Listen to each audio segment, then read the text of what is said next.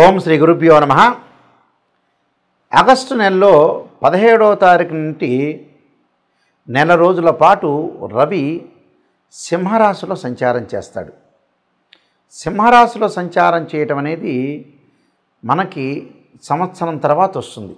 రవి 30 డిగ్రీల పాటు ఒక రాశి నుంచి మరో రాశికి వెళుతూ ఉంటాడు. 30 రోజుల పాటు రవి ఒక రాశి నుంచి మరో రాశికి తిరుగుతూ ఉంటాడు. రవి పితృకారకుడు, ఆత్మకారకుడు, ఉద్యోగకారకుడు, ఆరోగ్య ప్రదాత. హెల్త్ ఈజ్ వెల్త్ అన్నారు, హెల్త్ ఈజ్ గ్రేట్ లక్ అన్నాడు. ఆరోగ్యాన్ని ఇచ్చేవాడే సూర్యభగవానుడు. సూర్యభగవానుడు ప్రత్యక్ష దైవం అంటారు మనం. రవిగ్రహం సంవత్సరం తర్వాత తన సొంత రాశిలోకి వస్తున్నాడు. ఎప్పటి నుంచి? ఆగస్టు 17వ తారీఖు నుంచి నెల రోజుల పాటు తన సొంత రాశిలో ఉంటాడు. ఇవి గోచారీత్యా చెప్పబడే ఫలితాలు. సహజంగా ఏమిటంటే తను ఉన్న రాశి నుంచి 3, 6, 10, 11 స్థానాల్లో సూర్యగ్రహం మంచి చేస్తాడని అర్థం. అలానే మనం బర్త్ చార్ట్ను కూడా చూసుకోవాలి. సూర్యుడు ఎక్కడున్నాడని. ఇవన్నీ కూడా గోచారీత్యా చెప్పబడే ఫలితాలే. కానీ సూర్యుడు సంబంధించింది సూర్య మహర్దశ, రవి మహర్దశ జరుగుతున్నాడా, రవి నీచ స్థానంలో ఉన్నాడా, మన జన్మజాతకంలో ఉచ్చ స్థానంలో ఉన్నాడా, రవి ఎక్కడున్నాడు, రవి సొంత రాశికి వచ్చినప్పుడు ఏ రాశుల వాళ్ళకి ఏ విధంగా ఉందో మనం తెలుసుకోవాలి. ఎందుకంటే నెల రోజుల పాటు సింహరాశిలో సంచారం చేస్తారు. అంటే ఆగస్టు 17వ తారీఖున మన ప్రారంభమై నెల రోజుల పాటు రవి సంచారం చేస్తాడు. ఈ సంచారం వల్ల ఎలాంటి ఫలితాలు ఉంటాయి, ఆరోగ్యపరంగా ఏ విధంగా ఉంటుంది? అదృష్టాన్ని ఇచ్చే గ్రహం ఏమిటంటే సూర్యభగవానుడే. ఈ సూర్యభగవానుడు ఏ స్థానాల్లో ఉంటే సుఫలితాన్ని ఇస్తాడు? ఈ గోచారాన్ని మనం పుట్టినప్పుడు ఉండే బర్త్ చార్ట్ని క్లబ్ చేసుకోవాలి.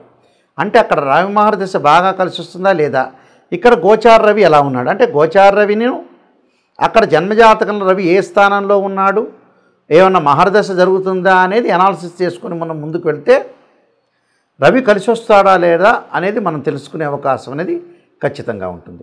కర్కాటక రాశి వాళ్ళకి గోచారీత్యా సూర్య సంచారం అనేది ఏ విధంగా ఫలితాలను ఇస్తుంది? ఇవన్నీ కూడా గోచారీత్యా చెప్పబడే ఫలితాలు. జన్మజాతకాన్ని బట్టి కాదు. జన్మజాతకం 80% ఫలితాన్ని ఇస్తే గోచారం ఎప్పుడు కూడా 20% మాత్రమే ఫలితం ఇస్తుంది, అంటే సపోర్టు. ఈ రాశి వాళ్ళ, కర్కాటక రాశి వాళ్ళకి ద్వితీయ స్థానంలో రవి యొక్క సంచారం వల్ల చెడు స్నేహాల వైపు వెళ్ళొద్దండి. అంటే ఎవరో రకరకాల వ్యక్తులు మనకు కలుగుతూ ఉంటుంటారు ప్రయాణంలో. అంటే మన జీవిత ప్రయాణంలో మంచివాళ్ళు మన స్నేహబంధాన్ని కోరుకుంటారు, చెడ్డవాళ్ళు కూడా మన స్నేహబంధాన్ని కోరుకుంటారు. ఫ్రెండ్షిప్ అనేది చాలా వాల్యూనెస్. కానీ బట్ అందులో గుడ్ ఫ్రెండ్స్, బ్యాడ్ ఫ్రెండ్స్ కూడా రకరకాలు ఉంటారు. అందువల్ల గుడ్ ఫ్రెండ్స్ని మనం దగ్గరికి తీసుకోవాలి, బ్యాడ్ ఫ్రెండ్స్ని అవాయిడ్ చేసుకోవాలి. అది స్టూడెంట్స్ కానీ, చిన్నపిల్లలు కానీ, ఉద్యోగులకు సంబంధించిన పక్కన వ్యక్తులు కానీ, రకరకాల మనం ఉద్యోగం చేస్తున్న పక్కన పర్సన్స్ కానీ, ఇలాంటి వాళ్ళందరినీ చాలా జాగ్రత్త ఉండాలి. వాళ్ళ ద్వారా మన హెడేక్ రావటం, తలనొప్పి రావటం ఒకటి. అలానే రవి ఈ రాశి వాళ్ళకి ద్వితీయ స్థానంలో ఉండి స్వక్షేత్రంలో ఉండటం వల్ల కంటికి సంబంధించిన వ్యాధులు వస్తాయి. అంటే రెటీనా సంబంధించిన, అంటే శుక్లాలకు సంబంధించినవి కానీ, గ్లూకోమా సంబంధించిన విషయాల్లో కొద్దిగా జాగ్రత్త ఉండాలి. ఎప్పుడప్పుడు కంటి పరీక్షలు చేసుకుంటుండాలి. ఈ నెలలో ఈ రాశి వాళ్ళు ఖచ్చితంగా కళ్ళ విషయంలో కొంత భద్రత అనేది అవసరం. అలానే స్కిన్ ఎలర్జీ, అంటే గజ్జి, తామర, దురద లాంటి వాటిలో కూడా వ్యాధులు పొందే అవకాశాలు ఎక్కువ ఉంటాయి. అంటే స్కిన్ ఎలర్జీ రాకుండా చూసుకోవాలి. ఏదైతే అప్రమత్తంగా ఉండాలి, అంటే ఏ పదార్థాలు మనం తినకూడదు. స్కిన్ ఎలర్జీ వచ్చేవాళ్ళు వంకాయలు, ఇలా ఏదైతే దురద వచ్చే పదార్థాలు ఉంటాయి, గోంగూర, ఇలాంటివన్నీ తినకుండా ఉండటం మంచిది. స్కిన్ సంబంధించిన మీద కొంత పట్టు సాధించాలి. ఖచ్చితంగా ఈ స్కిన్ వంటల దగ్గరికి వెళ్ళినప్పుడు ఏదో గ్యాస్ విషయంలో కానీ, తర్వాత ఏదన్నా మనం పొయ్యి దగ్గర ఉన్నప్పుడు ఆ నిప్పురవ్వలు మన మీద పట్టం కానీ, ఇలాంటి విషయాల్లో కొంత జాగ్రత్త ఉండాలి. హీట్లో ఎక్కువగా, ఎండలో కూడా తిరగకూడదు. నల్లగా అయ్యే అవకాశాలు కూడా ఎక్కువగా ఉంటాయి ఈ రాశి వాళ్ళు. అలానే చిన్న పనికి కూడా శక్తి మించి చేస్తారు. ఒక చిన్న పని ఉంటుంది, దాన్ని వాళ్ళు అనుకున్న దానికంటే ఎక్కువగా శక్తిని వడ్డించి చేస్తారు. అలాంటి విషయాలు జాగ్రత్త ఉన్నాయి. కొంత విసుగు, అలసట అధికంగా ఉండటం, కుటుంబంలో కొద్దిగా అరమరికలు ఎక్కువగా ఉంటాయి. కుటుంబంలో ఏంటంటే చిన్న చిన్న గొడవలు, డిస్ప్యూట్స్ కావటం, ఆరోగ్యపరంగా డబ్బులు ఖర్చు పెట్టే సూచనలు కొద్దిగా ఉంటాయి. అంటే కొద్దిగానే ఖర్చు పెడతారు. ఆరోగ్యాన్ని మనం డబ్బులు కొంత ఖర్చు పెట్టినా ఆతృత ఎక్కువ ఉంటుంది. మనకు ఆతృత మీద హాస్పిటల్కి వెళ్ళంగానే బీపీ షుగర్ బాగా రేగే అవకాశాలు ఉంటాయి. ఆర్థికంగా ఎంత సొమ్ము వచ్చినా కూడా కొద్దిగా హాస్పిటలైజేషన్ ఖర్చు అయ్యే అవకాశాలు ఉంటాయి. కాబట్టి కొంత జాగ్రత్తగా ఉండాలి. వ్యాపారం చేయువారు కూడా కొద్దిగా మరింత పెట్టుబడులు పెట్టకుండా ఎంతవరకు మనం పెట్టుబడులు పెట్టాలో అంతవరకు పెట్టుబడులు పెట్టే మీరు ముందుకు వెళ్ళడం అనేది చాలా ఇంపార్టెంట్. నేను కొన్ని పరిహారాలు చెప్పబోతున్నా, ఆ పరిహారాలు మీరు పాటించి ముందుకు వెళ్ళండి. ఇక్కడ చాలామంది కూడా బర్త్ చార్ట్లో కానీ గోచారీత్యా కానీ మాకు రవి కలిసి రావట్లేదు, రవి మహర్దశ కలిసి రావట్లేదు అని అనుకుంటుంటారు. రవి ఎలాగా ఎందుకని మనకి అంటే రవి నీచ స్థానంలో ఉన్న రవికి ఏదైతే స్వక్షేత్రం ఉంది, స్వక్షేత్రం సింహరాశి, రవికి ఉచ్చస్థానం మేషరాశి, దాని ఎదురుగా ఉండే సప్తమం నీచస్థానం అంటాం. అంటే తులారాశి నీచస్థానం. ఈ రవి ఎక్కడున్నాడు, మనకి జన్మజాతకంలో రవి ఏ స్థానంలో ఉన్నాడు, గోచారం అనేది ఎప్పుడూ కూడా 20% మాత్రమే సపోర్ట్ చేస్తుంది. బర్త్ చార్ట్కి 80 మార్కులు పడితే గోచారానికి ఎప్పుడు కూడా 20% మార్కులే పడుతుంటాయి. పదే పదే నేను ప్రతి ఛానల్లో చెప్తూ ఉంటా. గోచారం అనేది ఏమిటి అంటే వాస్తవంగా ఏమిటంటే మనం ఎంత కృషి చేసినా కూడా ఆవగింజంత అదృష్టం ఉండాలంటారు. ఆ అదృష్టమే గోచారం. కృషి అంటే ఏమిటంటే జన్మజాతకం, బర్త్ చార్ట్. బర్త్ చార్ట్లో ఆ లగ్నం నుంచి రవి ఏ స్థానంలో ఉన్నాడు, రవి యోగకారకుడా కాదా, రవి మార్గదశ బాగా కలిసి వస్తుందా లేదా అనేది మనం చూడాలి.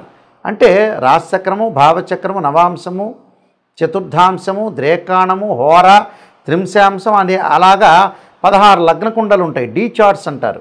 అలానే దశలు, అంతర్దశలు చాలామంది కూడా ఇవన్నీ కూడా ఎనాలిసిస్ చేయకుండా ఏదో చెబుతుంటారు, మామూలుగా చెబుతుంటారు. అలా కుదరదు. ఎప్పుడు కూడా జాతకాన్ని పరిపూర్ణంగా కంప్లీట్గా ఎనాలిసిస్ చేసే జాతకాన్ని చెప్పాలి. ఇక్కడ ఈ రవి దోషం ఉంది అని అనుకో, ఉదాహరణ నీచ స్థానంలో ఉంటే ఉద్యోగ భంగాలు, ఉద్యోగపరంగా అనుకూలంగా లేకపోవడం జరుగుతుంటుంది. దానికి రెమెడీస్ ఏం చేయాలి? సూర్య నమస్కారాలు, సూర్య హోమము, ఆదిత్యాయుధే సహస్రమూర్తాయుధీమే తన్నో సూర్య ప్రచోదయాత్ అనే మంత్రాన్ని, అలానే గోధుమలు, ఎర్రని వస్త్రము, ఎర్రని పూలు దానం చేయటం, ఆదివారం రోజున ఉపవాసం ఉండటం, సూర్యభగవాను ఆరాధన చేయటం, అలానే మనకి ఆదిత్యుణ్ణి హోమం చేయటం.